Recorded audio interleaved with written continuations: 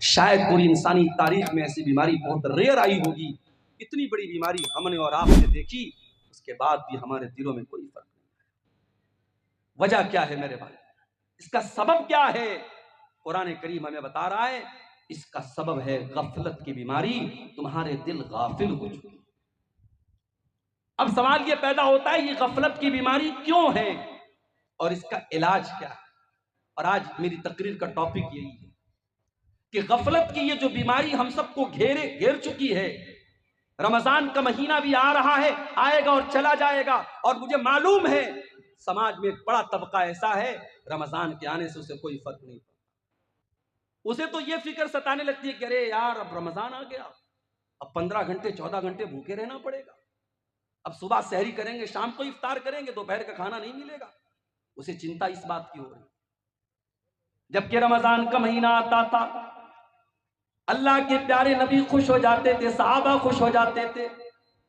آپ اللہ کے نبی صلی اللہ علیہ وسلم صحابہ کرام کو خوشخبری دیا کرتے تھے، اتاکم رمضان شہر مبارک شہر یفتح فی ابواب الجنہ.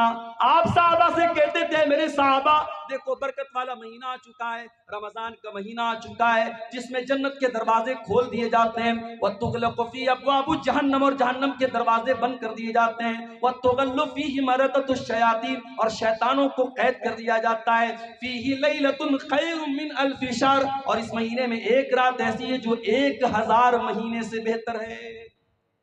نبی تو خوش ہوتے تھے، صحابہ تو خوش ہوتے تھے. اس امت کے بہترین لوگ دعائیں کرتے تھے، رمضان کے آنے کے 6 مہینہ پہلے سے دعا کرتے تھے، اللہم بلغنا رمضان، اللہم بلغنا رمضان، اے اللہ ہمیں رمضان تک پہنچا دے. اور جب رمضان آتا تھا اس میں عبادت کرتے تھے، تراویح پڑھتے تھے، قرآن پڑھتے تھے، روزہ رکھتے تھے، عبادتیں کرتے تھے. تو رمضان کے بعد 6 مہینہ وہ اللہ سے دعا کرتے تھے، اللہم تقبل منا رمضان، اے اللہ ہم نے جو رمضان میں عبادت کی ہے تو اس کو قبول. ان کی نظر میں یہ ویلیو تھی.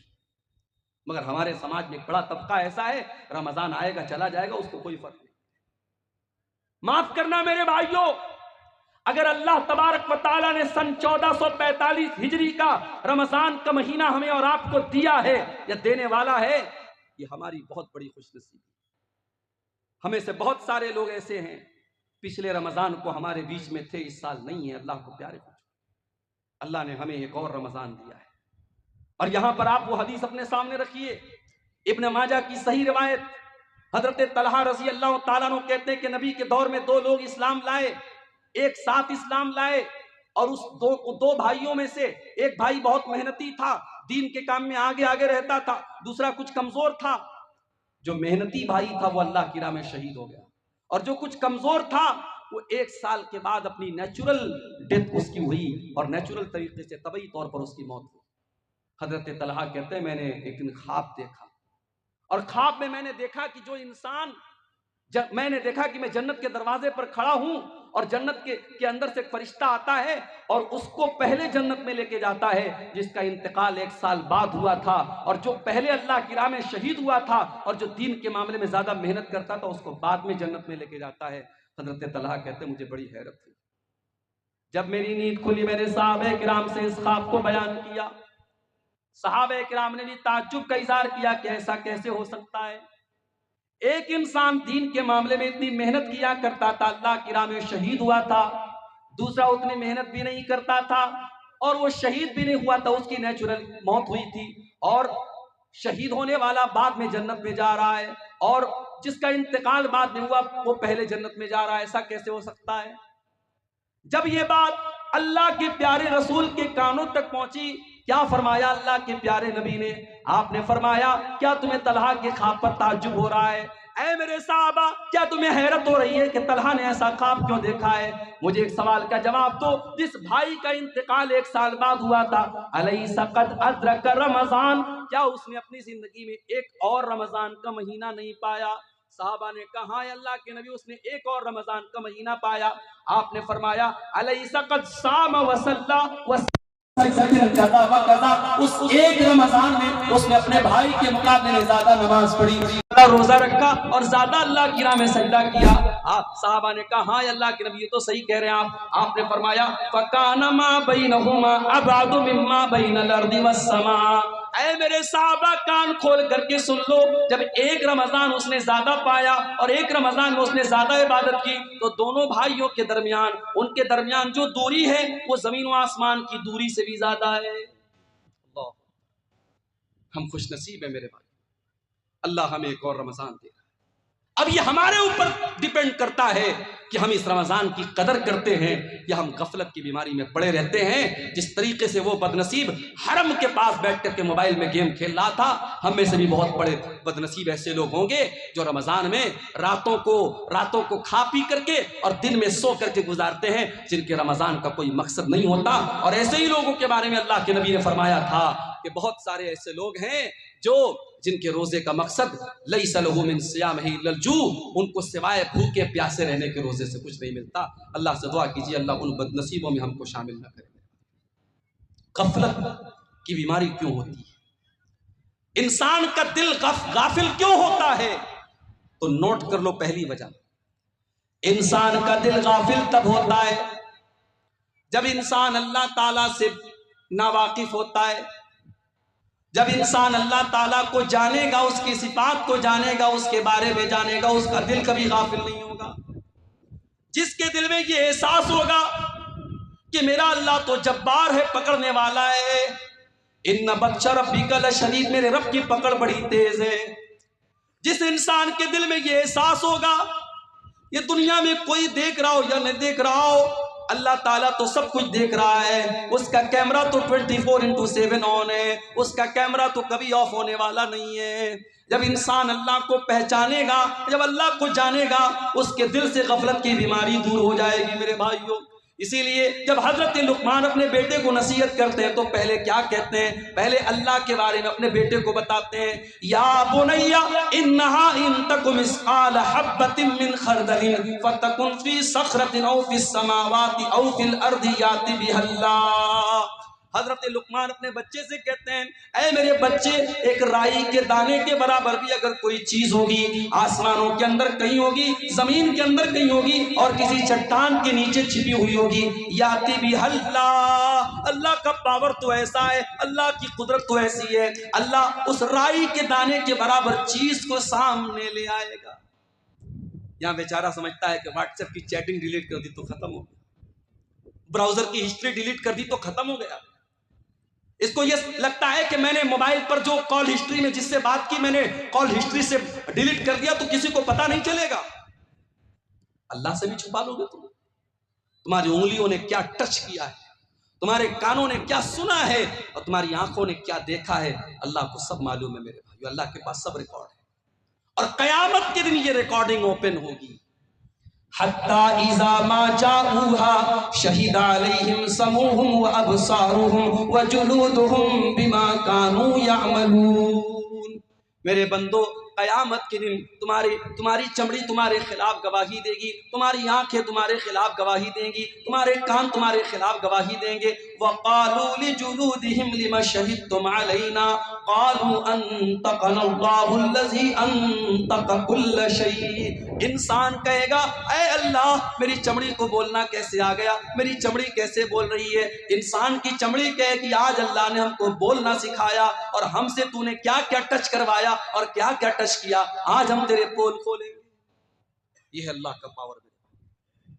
جلسہ ہو رہا ہے، سڑک پر آپ چل رہے ہیں، ظاہر یہ کر رہے ہیں کہ صاحب ہم جلسے میں جا رہے ہیں، پروگرام میں جا رہے ہیں، مگر آپ کی نظریں کہاں کہاں کا طواف کر رہی ہیں، آپ کی نگاہیں کہاں کہاں جا رہی ہے، کس کس مناظر کو آپ دیکھ رہے ہیں، اللہ کو سب معلوم ہے. یعلم خائنۃ الاعین وما تخفی الصدور. اللہ تو وہ ہے جو تمہاری آنکھوں کی چوری کو بھی جانتا ہے، جو تمہارے دلوں میں چھپے ہوئے راز کو بھی جانتا ہے.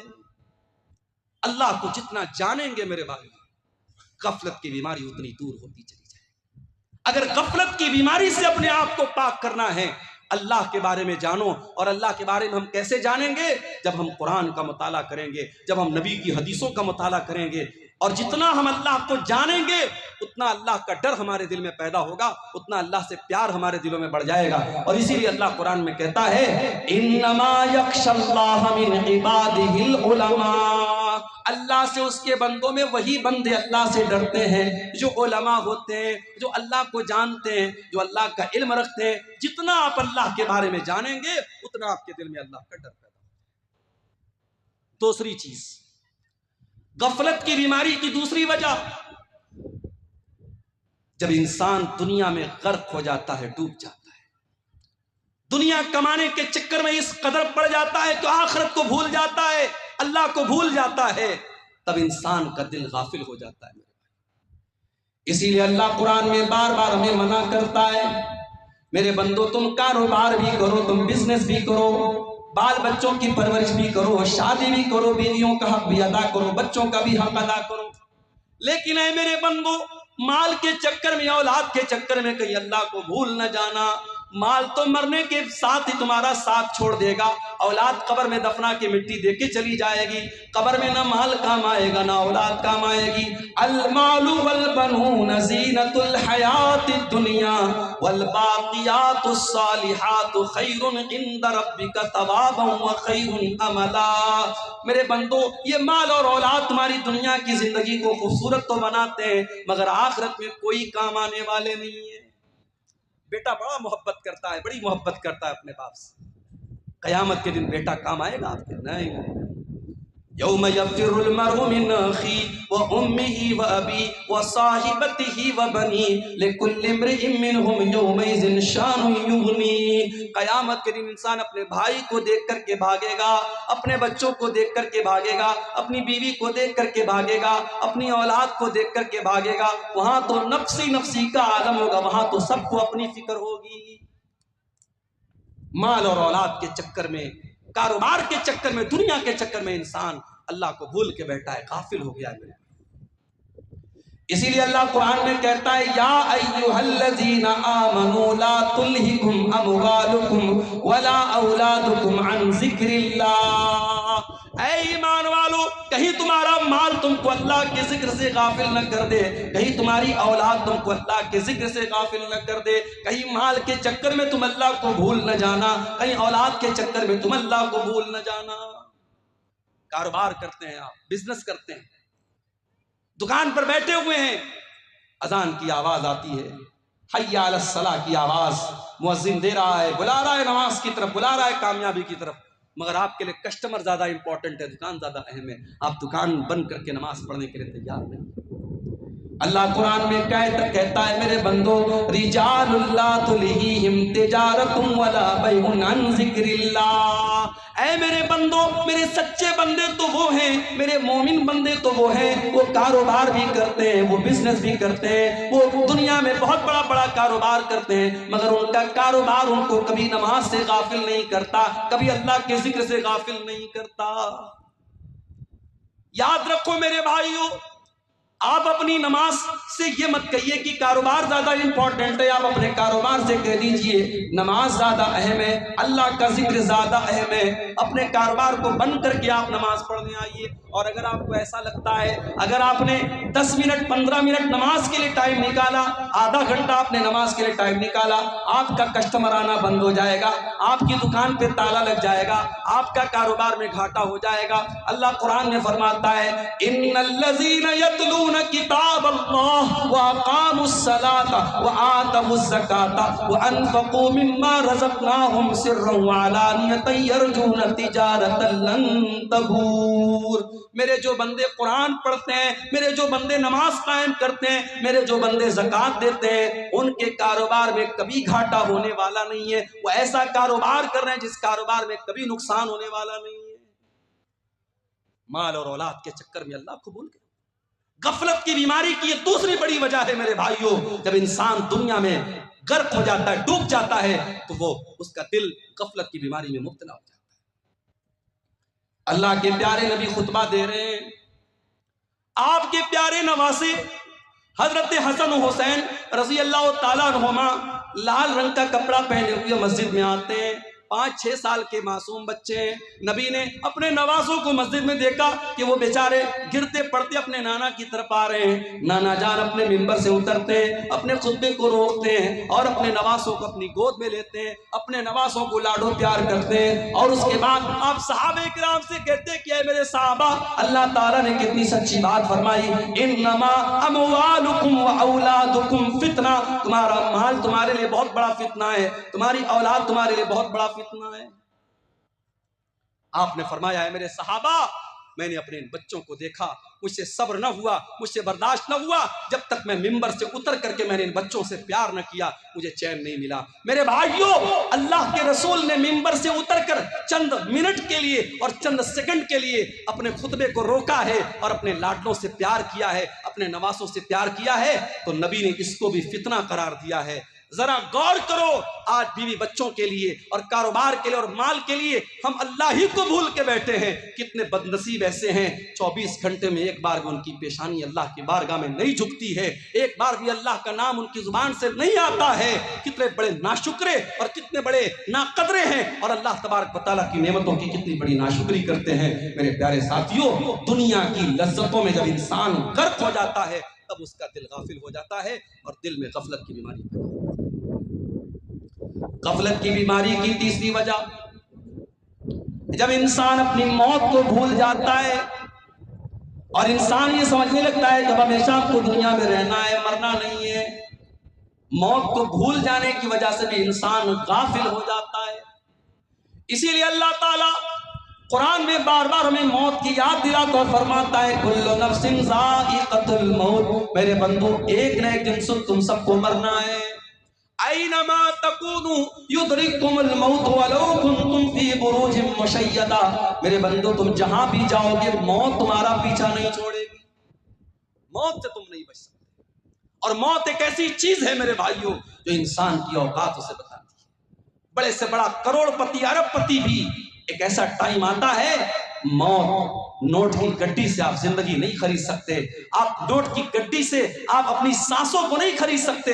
जिस वक्त मौत लिखी है, दुनिया के बड़े से बड़े डॉक्टर भी सर झुका के कहेंगे कि नहीं साहब, अब इनको हम बचा नहीं सकते, इनकी जिंदगी हमारे हाथ में नहीं है, इनकी मौत का टाइम आ गया है। मौत इंसान को उसकी औकात याद दिलाती है।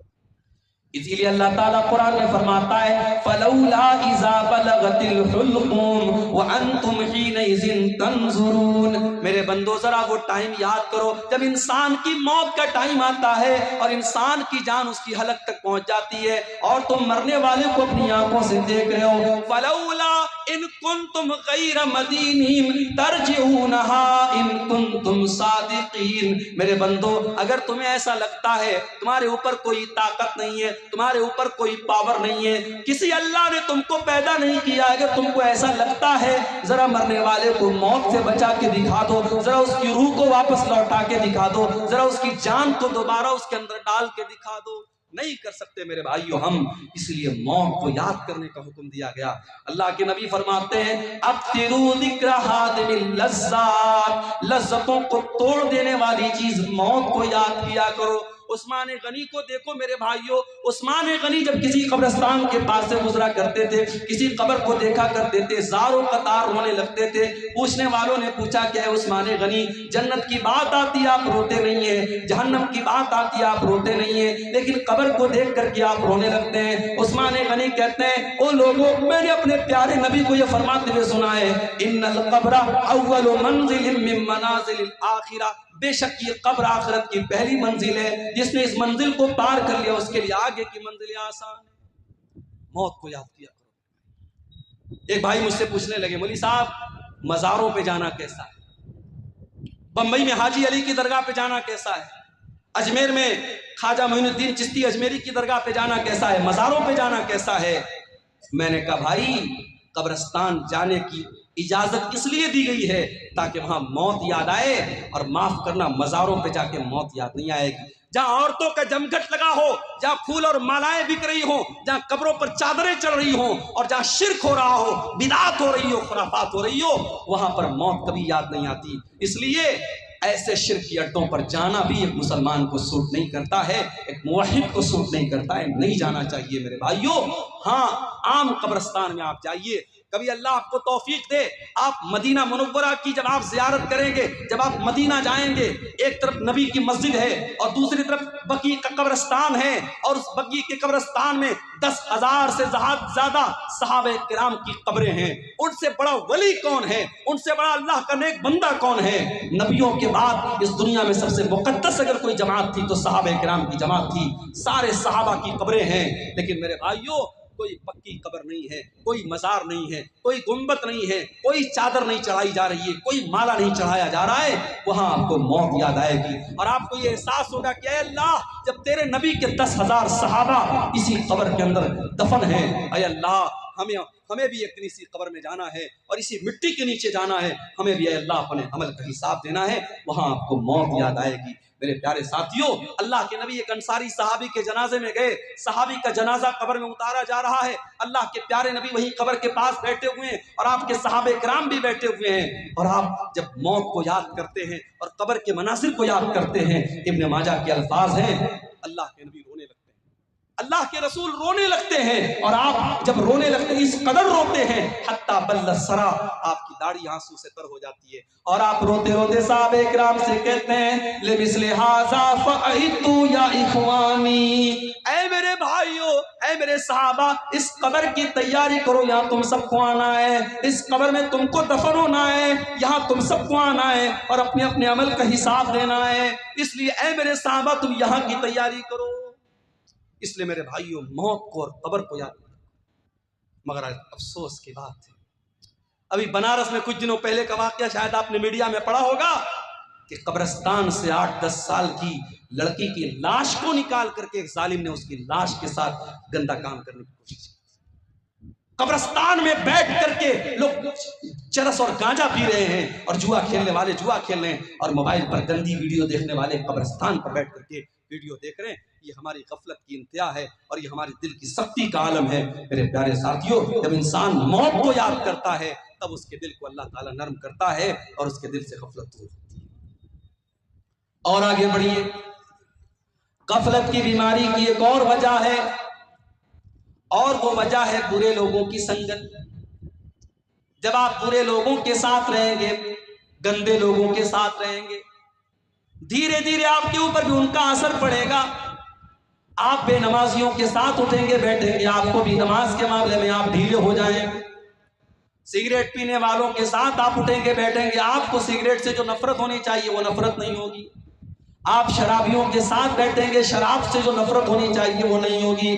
اسی لیے اللہ قرآن میں کہتا ہے یوم یعض الظالم علی یدیہ یقول یا لیتنی اتخذت مع الرسول سبیلا، قیامت کے دن ظالم انسان اپنے ہاتھ کو کاٹے گا اور کہے گا اے کاش میں نے رسول کا راستہ اختیار کیا ہوتا، یا ویلتا لیتنی لم اتخذ فلانا خلیلا، اے کاش میں نے فلاں کو اپنا ساتھی نہ بنایا ہوتا، اے کاش میں نے فلاں کو اپنا ساتھی نہ بنایا ہوتا، لقد اضلنی عن الذکر بعد اذ جاءنی، اس نے اللہ کے ذکر سے مجھ کو غافل کر دیا۔ میرے پیارے بھائیوں، برے لوگوں کی سنگت آپ کو برا بناتی ہے، اسی لیے اللہ کے نبی فرماتے ہیں المرء علی دین خلیلہ، انسان اپنے دوستوں کے دین پر ہوتا ہے، جو اس کے دوستوں کا دین ہوتا ہے، جو اس کے دوستوں کا طور طریقہ ہوتا ہے وہی انسان کا طریقہ ہوتا ہے۔ فَلْيَنْظُرْ أَحَدُكُمْ مَنْ يُخَالِلُ، اس لیے دوستی بہت سوچ سمجھ کے کیا کرو۔ مسلمان لڑکیاں آج فیس بک پر ایسی لڑکیوں سے فرینڈشپ کرتی ہیں جو کافر ہیں، مشرک ہیں، بے دین ہیں، اور وہ کہتی ہے صاحب ہم تو لڑکی ہیں، لڑکی لڑکی سے دوستی کر ہی سکتی ہے۔ معاف کرنا، یہ اصول صحیح نہیں ہے۔ آپ کی لڑکی کسی گرلز کالج میں پڑھ رہی ہے جہاں صرف لڑکیوں کی تعلیم ہو رہی ہے، اور وہاں پہ آپ کی بیٹی ایسی لڑکی کو سہیلی بنا رہی ہے جس کا اسلام سے کوئی تعلق نہیں ہے، جس کے مذہب میں اور جس کے گھر میں کوئی پابندی نہیں ہے، اور جو 4 لڑکوں سے جس کا چکر چل رہا ہے، اس لڑکی کے ساتھ جب آپ کی برقع پہننے والی اور نقاب پہننے والی بیٹی جب اس لڑکی کے ساتھ اٹھے گی بیٹھے گی اور اس کی سہیلی بنے گی، تو معاف کرنا میرے بھائیوں اور میری بہنوں، اس کا اثر کہیں نہ کہیں آپ کے اوپر پڑے گا۔ बुरी सोहबत से भी इंसान गफलत की बीमारी में पड़ता है। इसलिए अपने लड़कों और लड़कियों की दोस्ती पर भी नजर रखो कि वो किससे दोस्ती कर रहे हैं। अगर बुरे दोस्तों के साथ आपका लड़का या लड़की बैठ रहा है तो उससे भी आपके घर में बहुत बड़ा बिगाड़ आने का अंदेशा है, और ये गफलत की एक बहुत बड़ी वजह है। और आगे बढ़िए, गफलत की एक और वजह है कुरान करीम को छोड़ देना। अल्लाह की आखिरी किताब कुरान करीम, जिसके अंदर अल्लाह ताला ने ये तासीर रखी है कि कुरान हमारे दिलों को नरम करता है। कुरान की आयतें जब बार बार हम पढ़ते हैं, सुनते हैं, अच्छे कारी की आवाज में कुरान को सुनते हैं, हमारा दिल नरम हो जाता है। इसीलिए अल्लाह के प्यारे नबी कुरान को पढ़ा भी करते थे और सुना भी करते थे। बुखारी के अल्फाज हैं, अल्लाह के प्यारे नबी अब्दुल्ला बिन मसूद से कहते हैं, अय अब्दुल्ला मुझे कुरान पढ़ के सुनाओ। अब्दुल्ला बिन मसूद कहते हैं, अल्लाह के नबी मैं आपको कुरान कैसे पढ़ के सुनाऊं, कुरान तो आप ही के ऊपर नाजिल हुआ है। आप कहते हैं, अब्दुल्ला आज मैं दूसरे के मुंह से कुरान सुनना चाहता हूं, जरा मुझको कुरान पढ़ के सुनाओ। अब्दुल्ला बिन मसूद कुरान पढ़ने लगते हैं और सूरह निसा की तिलावत करते हैं, और सूरह निसा को पढ़ते हुए जब अब्दुल्ला बिन मसूद कुरान की आयत पर पहुंचते हैं, फकैफ़ इज़ा जीना मिन कुल्लि उम्मतिन बिशहीदिन व जीना बिका अला हाउलाइ शहीदा। ऐ नबी उस वक्त आपका क्या हाल होगा जब हर उम्मत में से हम एक गवाह लाएंगे, और ऐ नबी हम आपकी उम्मत के ऊपर आपको गवाह बनाएंगे। जब अल्लाह के नबी ने कुरान की आयत को सुना, बुखारी के अल्फाज हैं, ज़रफ़तैना, अल्लाह के नबी रोने लगे और आपने कहा अब्दुल्ला बस करो बस करो। अब्दुल्ला कहते मैंने नजरें उठा के देखा, फ़इज़ा अयनाहु तज़रीफ़ान, अल्लाह के नबी की आंखों से आंसू बह रहे थे। मेरे प्यारे भाइयों, कुरान अल्लाह की वो किताब है, लौ अंज़लना हाज़ल कुरान अला जबलिन लरअयतहु खाशिअम मुतसद्दिअम मिन खशियतिल्लाह। अगर इस कुरान को हमने किसी पहाड़ के ऊपर भी उतारा होता तो पहाड़ भी अल्लाह के खौफ से चूर चूर हो जाता, पहाड़ भी अल्लाह के खौफ से रेजा रेजा हो जाता। इंसान का दिल तो गोश्त पोस्ट से बना है, इंसान का दिल तो मामूली है, इंसान के दिल की क्या औकात है मेरे भाइयों। कुरान की तो ये तासीर है, कुरान किसी पहाड़ पर भी उतरा होता तो कुरान के असर से पहाड़ भी चकनाचूर हो जाता। कुरान से अपना ताल्लुक मजबूत करो मेरे भाई। और आगे रमजान का महीना आ रहा है, और रमजान का महीना कुरान के नुज़ूल का महीना है। उसी महीने में कुरान उतरा है और रोजे और कुरान के साथ बड़ा गहरा ताल्लुक है। अल्लाह के नबी फरमाते, बुखारी और मुस्लिम की रिवायत है कि क़यामत के दिन अल्लाह के पास रोजा भी चल के आएगा और कुरान भी चल के आएगा, और रोजा कहेगा अय अल्लाह मनातुहु ताम व शराब फी नहार, अय अल्लाह दिन के 14-15 घंटे तेरा ये बंदा भूखा रहता था, प्यासा रहता था। रोजा कहेगा अल्लाह मेरी तेरे डर से और मेरी वजह से ये खाना और पानी नहीं खाता था, पीता था, अल्लाह तो इसको माफ कर दे, इसकी मग़फ़िरत कर दे।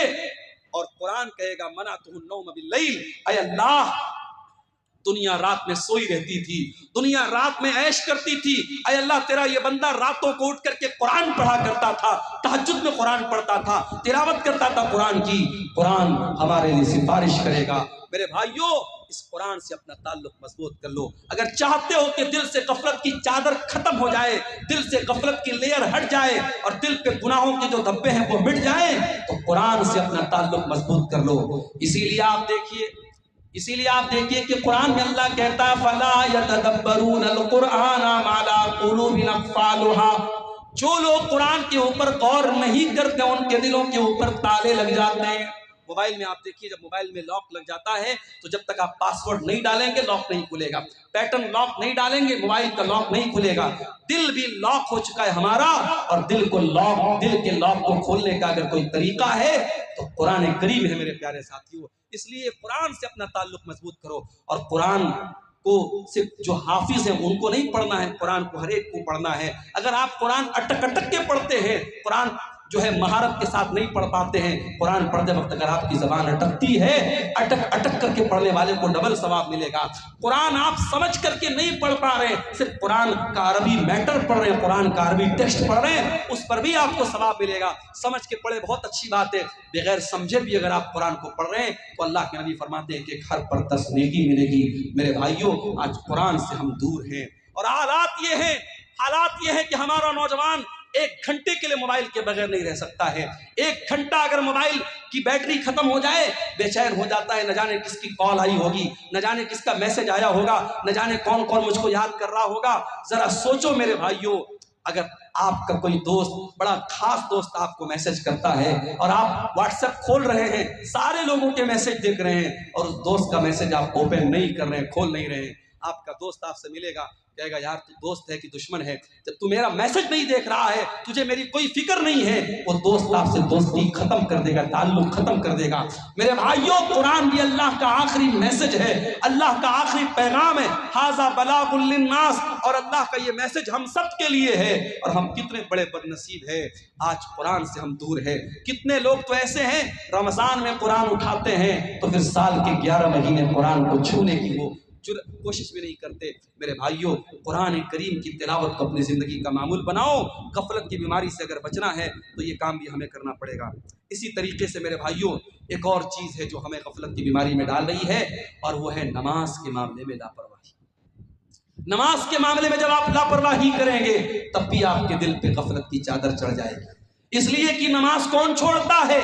कुरान करीम में अल्लाह ने बयान किया सूरह मरियम के अंदर, फखलफ मिन बादिहिम खल्फुन अज़ाउस सलाता वत्तबउश शहवाति फसौफ यल्कौना गय्या। नमाज को तो वही लोग छोड़ा करते हैं जो ख्वाहिशात के पैरोकार होते हैं, जो शहवतों की पैरवी करते हैं, जो अल्लाह के फरमा बरदार नहीं होते बल्कि अपनी शहवतों के फरमा बरदार होते हैं। इसीलिए बाज़ नौजवान जब हमसे पूछते हैं कि मौलाना कोई ऐसा तरीका बताइए कि हम बहुत सारी नफसानी ख्वाहिशात से बचने लगे। बहुत से हमारे नौजवान भाई होते हैं मोबाइल की गंदी आदतों में, मोबाइल में गंदी चीज़ों को देखने की आदत पड़ गई या किसी किस्म की बुरी आदत पड़ गई, उसका तरीका पूछते हैं। कुरान करीम की आयत की रोशनी में एक नुस्खा आपको बता रहा हूँ, कभी इसको ट्राई कीजिएगा, आजमाइएगा। मेरे भाइयों मेरी बहनों, अगर आपको ये लगता है कि आप अपनी ख्वाहिशात पर कंट्रोल नहीं कर पा रहे हैं तो कुरान करीम की आयत हमें सबक दे रही है कि नमाज की पाबंदी करो। इसलिए कि जो इंसान नमाज नहीं पढ़ता है, जिसकी जिंदगी में नमाज के लिए शेड्यूल नहीं है, नमाज के लिए टाइम नहीं है, उस इंसान की जिंदगी ख्वाहिशात से घिर जाती है, वो ख्वाहिशात का पैरोकार हो जाता है। और इसीलिए अल्लाह कह रहा है फखलफ मिन बादिहिम खल्फुन अज़ाउस सलाता, ऐसे नालायक लोग आ गए नबियों के बाद जिन्होंने नमाज के मामले में लापरवाही की और जब नमाज को छोड़ दिया, वत्तबउश शहवात, अपनी शहवतों के पैरोकार हो गए, फसौफ यल्कौना गय्या, और ऐसे लोग जहन्नम में डाले जाएंगे। इसीलिए अल्लाह कुरान के 21वें पारे के शुरू में कहता है अक़ीमिस सलाह, नमाज कायम करो, इन्नस सलाता तन्हा अनिल फ़ाहशाइ वल मुनकर, बेशक नमाज बेहयाई से रोकती है। नमाज के मामले में लापरवाही। आज माशाअल्लाह गांव-गांव मस्जिदें बन गई, मस्जिदें बन गई हैं, मगर मस्जिदों को आबाद करने वाले लोग नहीं हैं। शायर कहता है मस्जिद तो बना ली शब भर में ईमान की हरारत वालों ने, मस्जिद तो बना ली शब भर में ईमान की हरारत वालों ने, मन अपना पुराना पापी था बरसों में नमाजी बन न सका। मेरे भाइयों, शानदार मस्जिदें तामीर करने से काम नहीं चलेगा, मस्जिदों को नमाजियों से आबाद किया जाता है।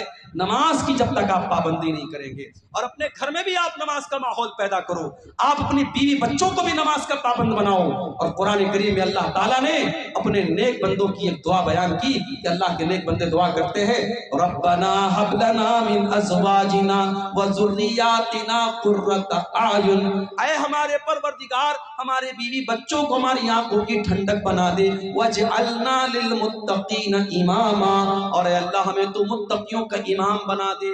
एक बाप के लिए उसके बच्चे कब आंखों की ठंडक बनेंगे, एक शौहर के लिए उसकी बीवी कब आंखों की ठंडक बनेगी? जब शौहर की बीवी नमाजी होगी, जब बाप का के बच्चे नमाजी होंगे। इसीलिए अल्लाह के नबी फरमाते हैं तुम्हारे बच्चे 7 साल के हो जाएं तो नमाज का हुक्म दो, और 10 साल के हो जाएं और नमाज ना पढ़े तो उनकी पिटाई करो। मेरी माँ, जब आप मसल्ले पर खड़ी होकर के नमाज पढ़ें तो अपनी 10 साल की बेटी को भी अपने साथ खड़ी करें। और इसीलिए मैं गाँव-गाँव एक बात की तबलीग करता हूँ।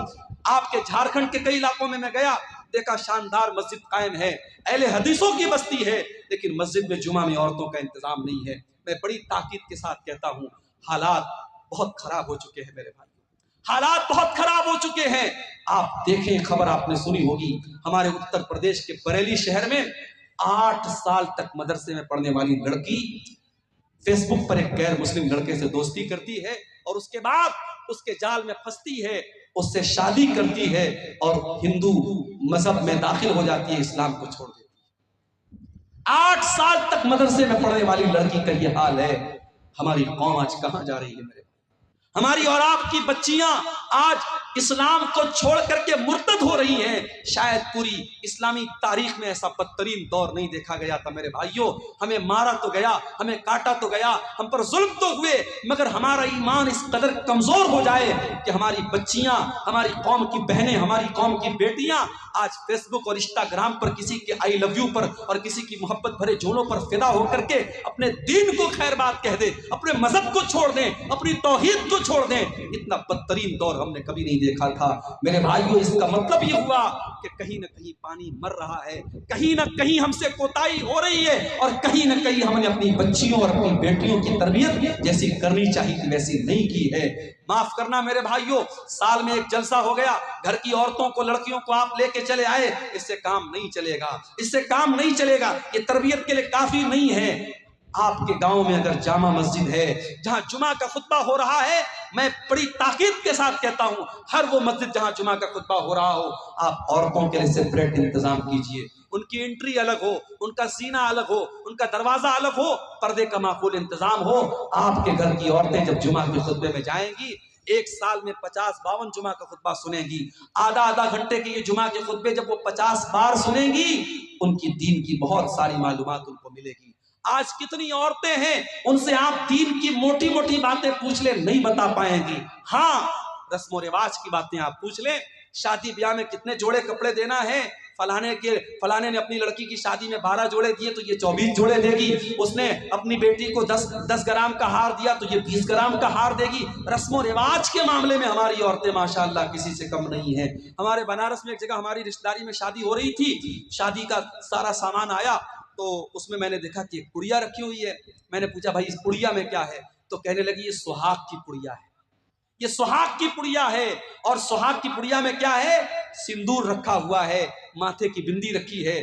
مسلمان عورت کے بھی آج شادی کے موقع پہ سندور اور بندی ان کے یہاں چل رہا ہے۔ میں نے فوراً منع کیا اور سمجھایا کہ یہ اسلام کا اس سے کوئی تعلق نہیں ہے۔ اسلام میں عورت کے سہاگ کی کوئی جسمانی نشانی نہیں ہے، عورت کے نکاح کی ایک ہی نشانی ہے شوہر کے دل میں اس کی محبت، بس۔ کوئی بندی، کوئی سندور، کوئی منگل سوتر، یہ اسلام میں کوئی سہاگ کی نشانی نہیں ہے۔ آج یہ شرکیہ اور جاہلانہ چیزیں ہماری ماؤں بہنوں کے اندر آئی ہیں۔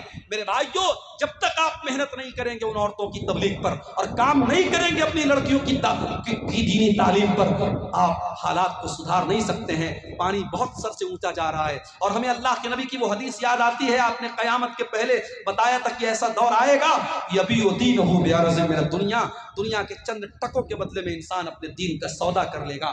آج وہ حالات ہم دیکھ رہے ہیں کہ چند ٹکوں کے بدلے میں کتنے لوگ مشرک ہو رہے ہیں، منافق ہو رہے ہیں، کتنے لوگ داڑھی رکھ کر کے، کرتا پہن کر کے، ٹوپی لگا کر کے آج نیوز چینل پر آ کر کے، ٹی وی چینل پر آ کر کے اللہ کے بارے میں اناپ شناپ بک رہے ہیں، اسلام کے بارے میں الٹی سیدھی چیزیں بک رہے ہیں، اور شرکیہ نعرے اپنی زبان سے نکال رہے ہیں۔ یہ ایمان کی کمزوری کا دور ہے میرے بھائیوں، یہ فتنوں کا دور ہے۔ اپنے بچوں کی تربیت پر توجہ دو، خود بھی نماز کی پابندی کرو اور ان کو بھی نماز کا پابند بناؤ۔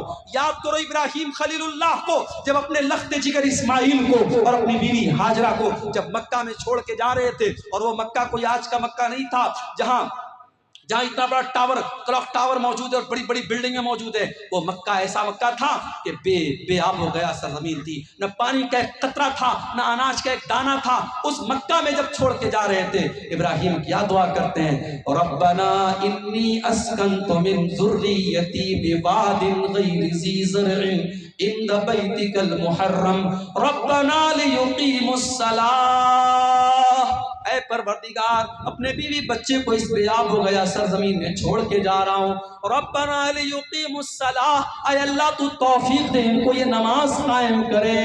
ابراہیم کو چنتا ہے اپنے بچوں کے نماز قائم کرنے کی۔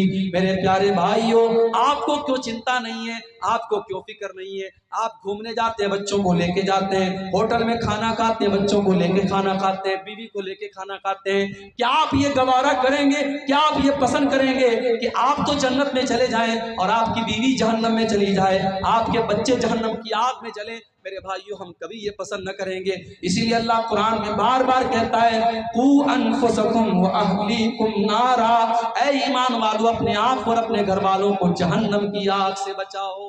جہنم کی آگ سے بچاؤ.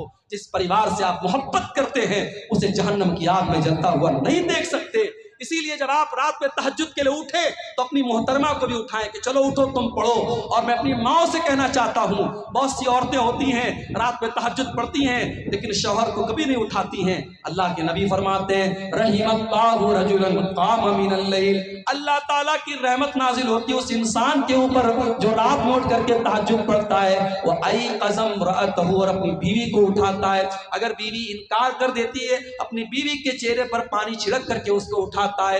اور اللہ تعالیٰ کی رحمت نازل ہوتی ہے اس عورت کے اوپر جو رات میں اٹھ کر کے تہجد پڑھتی ہے اور اپنے شوہر کو بھی اٹھاتی ہے.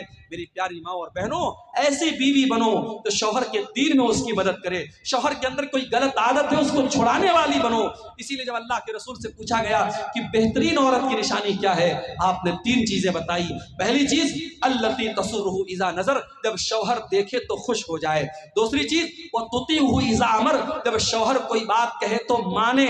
اور تیسری چیز ولا تخالفہ فی نفسہا ومالہ بما یکرہ، شوہر کے مال کی اور اپنے عزت و آبرو کی حفاظت کرے. یہ قیمتی عورت کی نشانی ہے. تو میرے بھائیوں، نماز کا ماحول اپنے گھر میں پیدا کرو، بیوی بچوں کو بھی نماز کا پابند بناؤ اور خود بھی نماز کا پابند بناؤ. جب تک ہم نماز کی پابندی نہیں کریں گے دل سے غفلت کی چادر ختم ہونے والی نہیں ہے. اور آخری چیز جو بیان کر کے میں بات ختم کروں گا میرے بھائیوں، غفلت کی ایک اور بہت بڑی وجہ یہ ہے جب ہم گناہ پر گناہ کرتے چلے جاتے ہیں، جب گناہ ہماری نظر میں ہلکے ہو جاتے ہیں اور گناہوں کو ہم خطرناک سمجھنا چھوڑ دیتے ہیں، تب بھی ہم غفلت کے شکار ہو جاتے ہیں. یاد رکھو میرے بھائی، گناہ ہے، چاہے وہ گناہ چھوٹا ہو چاہے وہ گناہ بڑا ہو. کبھی گناہوں کو حقیر مت جانو اور اپنے آپ کو گناہوں سے بچانے کی کوشش کرو. اللہ کے نبی فرماتے ہیں ایاکم ومحقرات الذنوب، ایسے گناہوں سے بچو جن کو لوگ حقیر سمجھتے ہیں. چھوٹے چھوٹے گناہ ہوتے ہیں لیکن اکٹھا ہو کر کے انسان کو ہلاک کر دیتے ہیں. اسی لیے اللہ کے نبی فرماتے ہیں جب بندہ کوئی گناہ کرتا ہے اس کے دل پر ایک کالے رنگ کا دھبا ڈال دیا جاتا ہے. بندہ اگر توبہ کر لیتا ہے، معافی مانگ لیتا ہے اللہ سے، وہ دھبا مٹا دیا جاتا ہے. اور اگر بندہ توبہ نہیں کرتا ہے، پھر سے گناہ کرتا ہے، تو وہ کالے دھبے بڑھتے چلے جاتے ہیں حتی تعلو قلبہ، یہاں تک کہ اس کے دل پہ چھا جاتے ہیں. معاف کرنا میرے بھائیوں، آج موبائل کے اس دور میں گناہ کرنا آسان ہو گیا ہے. آج اس دور میں زنا کرنا آسان ہے، اس دور میں بے پردہ ہونا آسان ہے، اس دور میں حرام کاروبار کرنا آسان ہے. اور گناہوں کا آسان ہونا بھی بہت بڑی آزمائش ہے میرے بھائیوں. جس دور میں گناہ آسان ہو جائیں اس دور میں اپنے دامن کو گناہوں سے بچانا یہ جہاد سے کم نہیں ہے. اسی لیے اللہ کے نبی نے فرمایا تھا بدا الاسلام غریبا، اسلام جب شروع ہوا تھا تو اجنبی تھا، وسیعود کما بدا غریبا، اور ایک ایسا دور پھر سے آنے والا ہے جب اسلام پر عمل کرنے والے اجنبی بن جائیں گے. اسلام پر عمل کرنا لوہے کے چنے کے چبانے جیسا ہو جائے گا. اسلام پر عمل کرنا ہاتھوں میں انگارے لینا جیسا ہو جائے گا.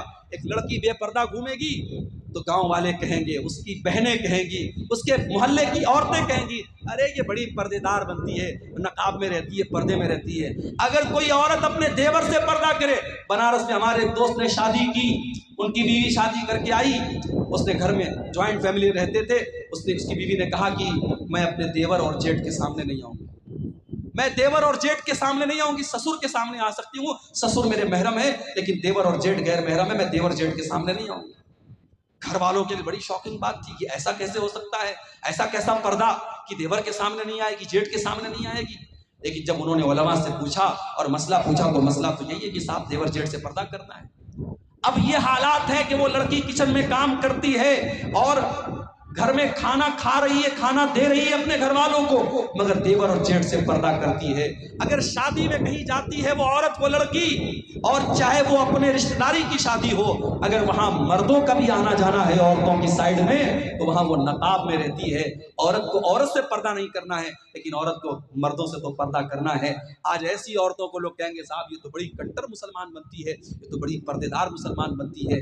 آج نوجوان اگر چہرے پر شرعی داڑھی رکھ لے तो समाज कहेगा ये तो मुल्ला बन गया, ये तो हाफिज जी बन गया, तो मौलवी साहब बन गया। और वही क्लीन शेव करा ले, लोग कहेंगे साहब ये तो माशाल्लाह बड़ा स्मार्ट है, हैंडसम है। आज अगर कोई नौजवान लड़का अपने आप को ज़िनाकारी और बदकारी से दूर रखे तो लोग कहेंगे अरे ये तो बड़ा आउटडेटेड लड़का है, इसको तो कोई घास नहीं डालता है। और जो लड़का रात में 2-2 बजे तक गैर महरम लड़कियों से बात करता है, समाज कहता है साहब ये तो बड़ा चालू लड़का है, बड़ा एडवांस लड़का है। ये हालात है मेरे भाइयों। गुनाहों को शैतान ने इतना अट्रैक्टिव बना दिया कि गुनाह करने वाले को लोग बड़ा अक्लमंद कहते हैं और गुनाहों से बचने वाले को लोग बेवकूफ समझते हैं। अल्लाह के रसूल ने फरमाया सल्लल्लाहु अलैहि वसल्लम, बदाल इस्लाम गरीबा, इस्लाम जब शुरू हुआ था तो अजनबी था और इस्लाम आगे चल करके फिर से अजनबी हो जाएगा। जब ऐसा दौर तुम देख लो फतूबा लिल गुरबा, तो तुम भी अजनबी बन जाना, तुम भी दीन के ऊपर चलने वाले बन जाना। जमाना गाली दे तो सुन लेना, जमाना बुरा भला कहे तो सुन लेना, जमाना तुम्हारी राह में रोड़े अटकाए तो सुन लेना। और हमें याद है कर्नाटक की उस लड़की का बयान, कर्नाटक की उस लड़की की हिम्मत को सलाम, जिसने जालिमों के ढेर में और जालिमों के झुंड में पर्दे में गई थी और उसके सामने जब शिरकिया नारे लग रहे थे, मुस्कान नाम की उस लड़की ने कहा था, अल्लाह की तकबीर का नारा बुलंद किया था, उसने अपने पर्दे का पावर दिखाया था। मेरी प्यारी माँ और बहनों, आज ये पर्दे के अंदर एक ताकत है। एक मुसलमान लड़की जब पर्दे में निकलती है, दुनिया जानती है ये पर्दे वाली लड़की है, इसको छेड़ा नहीं जा सकता। अभी आजकल एक आपने न्यूज देखी होगी, बंबई से कोई पर्दे वाली आपा है, वो साहब पैदल हज करने के लिए निकली है। अभी एक मसला किसी तरीके से खत्म हुआ केरल के शहाब भाई का, वो बेचारे किसी तरीके से पैदल हज करके आए। अभी एक नई आपा आई है, पैदल हज करने वाली है। माफ करना, ऐसी औरतों का मकसद सवाब हासिल करना नहीं है, अपनी पब्लिसिटी करना है। वरना उलमा जानते हैं शरीयत का बड़ा वाज़ेह उसूल है कि अगर 2 काम हैं और 2 काम में से एक मुश्किल और एक आसान है, तो शरीयत कहती है अगर दोनों काम जायज़ है तो आसान काम को आप अपना लो। अगर आपको नमाज पढ़नी है और ठंडी छांव भी मौजूद है और कड़ी धूप भी है, तो कड़ी धूप में खड़े होकर के नमाज पढ़ना कोई सवाब का काम नहीं, आप ठंडी छांव में खड़े होकर के नमाज पढ़िए। अगर मस्जिद में पंखा है और पंखा चला करके आप नमाज पढ़ सकते हैं तो कोई जरूरत नहीं कि आप पसीना खाएं। अगर हवाई जहाज का इंतजाम है और आप 4 घंटे में आप जो है झारखंड से रांची से आप जद्दा पहुंच सकते हैं और आप पटना से जद्दा पहुंच सकते हैं, तो कोई जरूरत नहीं है आप पैदल आप हज करने के लिए निकलें और दुनिया को अंदर के अंदर पब्लिसिटी करें। आज दीन को पब्लिसिटी का भी एक जरिया बना दिया गया है। मेरे भाइयों, आज हालात ये हैं, मुंबई के एक बहुत बड़े कारोबारी, मुंबई और गुजरात के एक बहुत बड़े कारोबारी फैमिली में शादी होने वाली है। अभी शादी के पहले की जो तकरीबात हैं, जिसको प्री वेडिंग सेरेमनीज कहा जाता है, उनकी शादी की उस तकरीबात में 9 अरब रुपये खर्च हो चुके हैं। और अमेरिका से एक नाचने गाने वाली को बुला करके 74 करोड़ रुपया देकर के उससे नचवाया गया था और मीडिया ताली बजा रहा है। और हमारे बॉलीवुड के बड़े बड़े सुपरस्टार उस शादी में जा रहे हैं, किसी को कोई फर्क नहीं पड़ता है। और वही 2 महीने 3 महीने के बाद जब हमारा बकरीद का त्योहार आएगा और हिंदुस्तान भर के मुसलमान जब कुर्बानी करेंगे, तो इस मीडिया को सांप सूंघ जाएगा और ये मीडिया इस्लाम की दुश्मनी में कहेगा कि साहब मुसलमानों को कुर्बानी नहीं करनी चाहिए, बेजुबान जानवर मर रहे हैं, इतना पैसा जानवरों की कुर्बानी पर खर्चा हो रहा है, इतने पैसे से कितने गरीबों का मकान बन सकता है, कितनी गरीब बेटियों की शादी हो सकती है। उन धोखेबाज मीडिया वालों से जाकर के कोई क्यों नहीं कहता कि 9 अरब रुपये एक शादी की तकरीबात पर खर्च कर दिए गए। जिस देश में 85 करोड़ लोगों को, गरीब लोगों को फ्री में राशन दिया जा रहा है, उस देश में एक इंसान की शादी पर 9 अरब रुपये खर्च किए जा चुके हैं। क्या मीडिया का ये फर्ज नहीं बनता कि वो इस पर भी लोगों को जागरूक करे? तो उस 9 अरब रुपये से बहुत सारे गरीबों के काम हो सकते थे। मेरे प्यारे साथियों, असल चीज ये है, लोग इस्लाम के दुश्मन बने हुए हैं, इस्लाम को मिटाने की बहुत सारी प्लानिंग हो रही है, मगर याद रखो इस्लाम की फितरत में कुदरत ने लचक दी है, उतना ही ये उभरेगा जितना के दबाओगे। इस्लाम अल्लाह का वो चिराग है जिसे बुझाया नहीं जा सकता है। नूरे खुदा है कुफ्र की हरकत पे खंदसन, फूकों से ये चिराग बुझाया न जाएगा। इंशाअल्लाह इस्लाम कल भी था और आज भी है और क़यामत की सुबह तक बाकी रहेगा।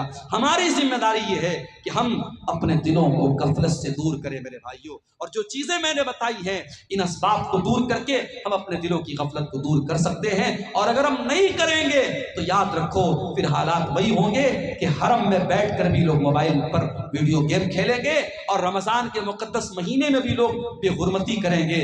और आज आप देख लें آج آپ دیکھ لیں کہ اس غفلت کی بیماری نے آج ہم کو کہاں لا کے کھڑا کر دیا ہے۔